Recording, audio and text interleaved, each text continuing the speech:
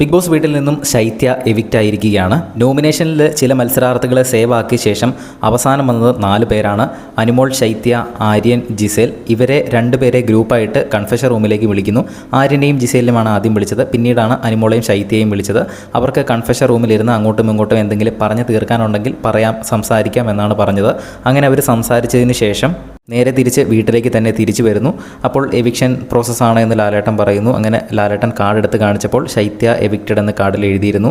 അങ്ങനെ ശേഷം ശൈത്യ എല്ലാവരോടും തന്നെ യാത്ര പറയുന്നു. വീട്ടിൽ നിന്ന് ഇറങ്ങി നേരെ ലാലേട്ടൻ്റെ അടുത്തേക്ക് ചെല്ലുന്നു. അങ്ങനെ ലാലേട്ടൻ്റെ അടുത്തേക്ക് ചെന്ന ശേഷം കുറച്ച് കാര്യങ്ങൾ പറയുന്നുണ്ട്. എന്തുകൊണ്ടാണ് എവിക്റ്റ് ആയത്, എനിക്ക് പ്രേക്ഷകർ വിചാരിച്ചത്ര 100% എനിക്ക് കൊടുക്കാൻ പറ്റിയിട്ടില്ല, അവർ എക്സ്പെക്റ്റ് ചെയ്ത പോലെ എനിക്ക് പെർഫോം ചെയ്യാൻ പറ്റിയിട്ടില്ല എന്ന് എനിക്കറിയാം.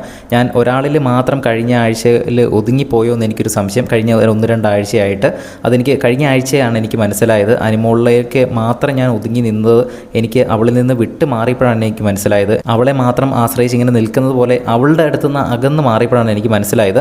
അപ്പോൾ അതുകൊണ്ട് ഞാൻ ഓൾറെഡി ഈ ഒരു എവിക്ഷൻ കഴിഞ്ഞ ആഴ്ച മുതൽ ഞാൻ എക്സ്പെക്റ്റ് ചെയ്തിരുന്നു എന്നും ലാലേട്ടൻ്റെ അടുത്ത് പറയുന്നുണ്ട്.